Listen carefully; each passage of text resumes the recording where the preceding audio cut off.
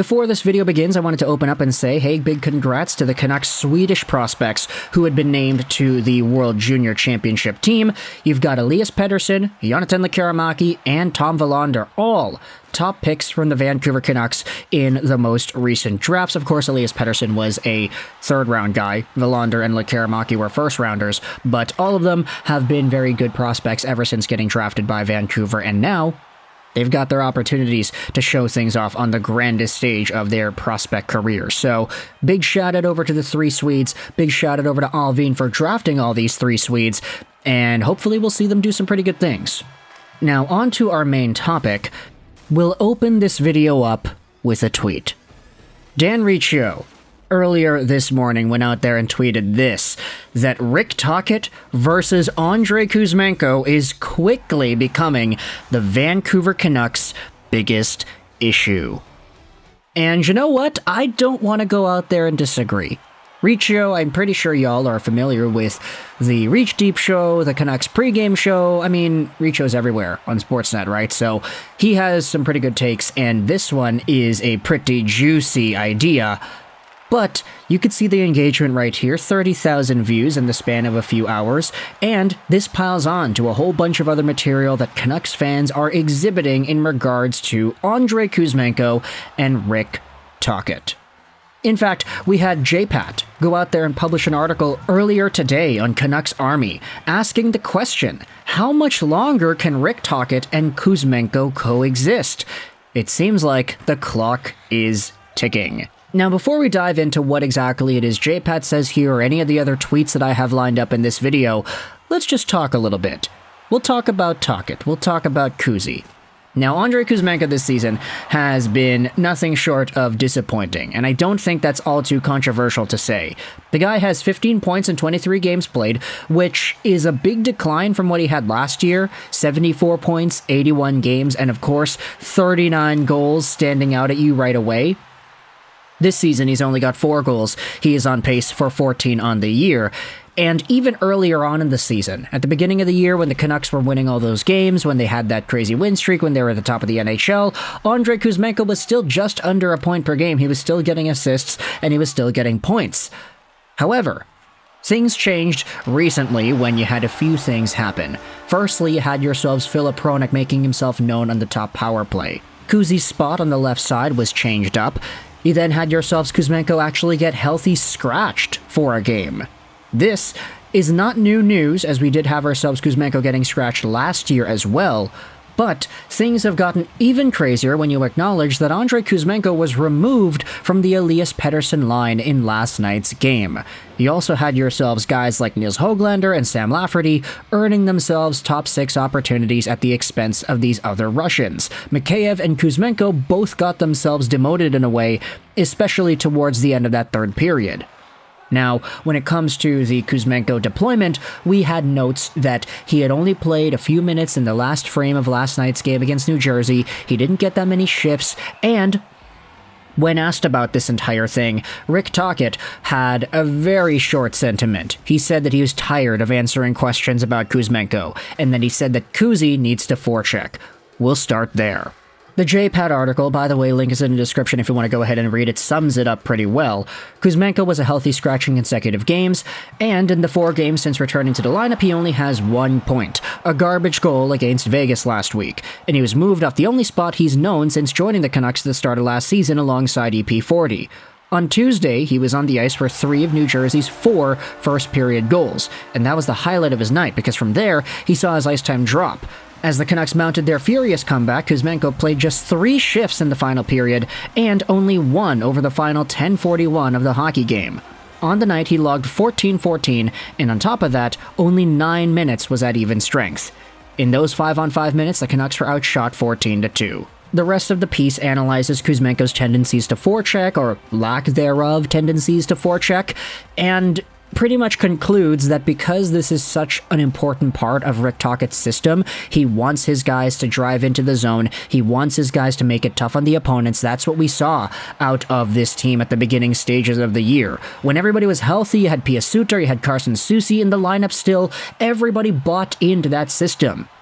But for ANDREI KUZMENKO, while I will say he hasn't really been the best forechecker, like the odd times he actually does try to insert himself into a play when he doesn't have the puck, he'll end up putting himself out of position, or he'll forecheck too hard, or he'll end up making a bad read, which puts him in a bad spot and he has to hustle back on the back check.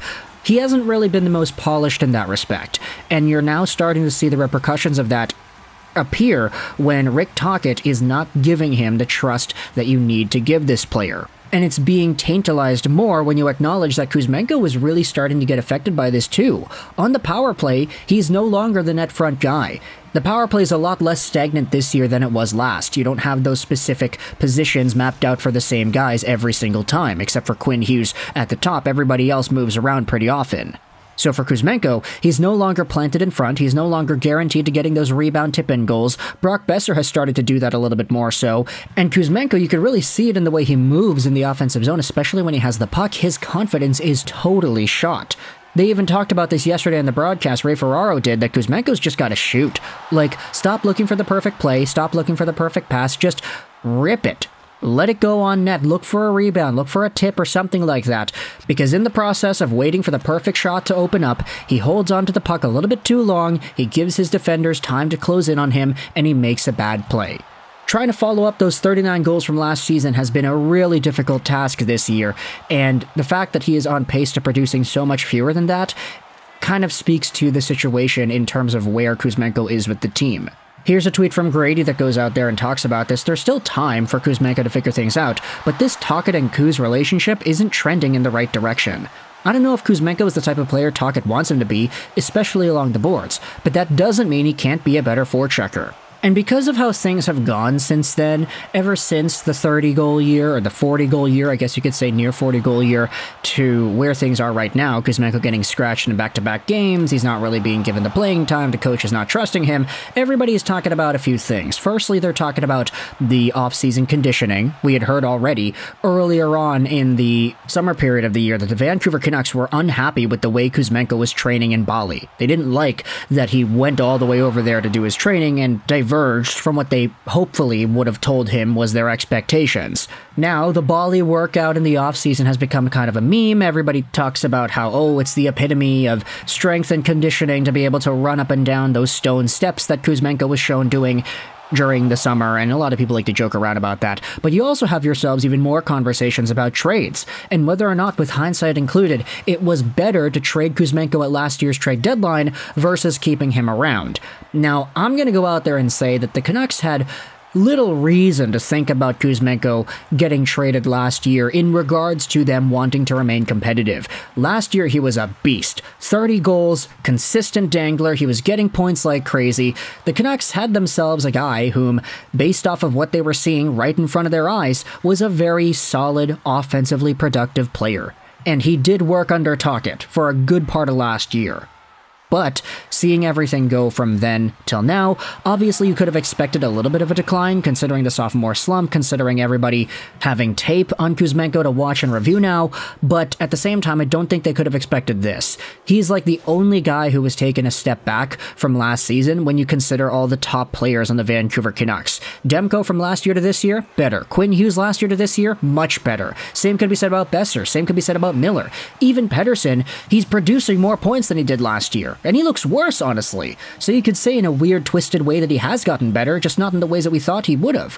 ANDREI KUZMENKO is the only guy who's really gotten worse, quote-unquote. So when it comes to the hindsight conversation, I mean, it's easy to say, oh yeah, well, he's worse now, better last year, should have traded him last year, but I don't know. There's still time, right? We're only a quarter of the way through the season. Not going to say that Kuzmenko is going to score 40 goals this year. I don't really think that's very likely anymore, especially considering the crazy high shooting percentage he had last year anyway.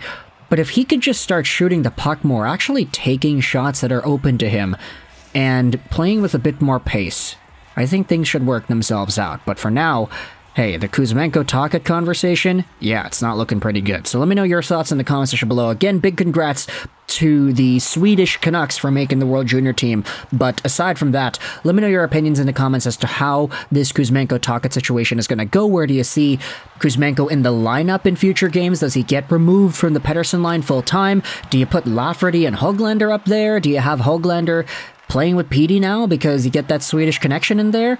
Let me know your thoughts in the comment section below. I hope you enjoyed this video. And bye.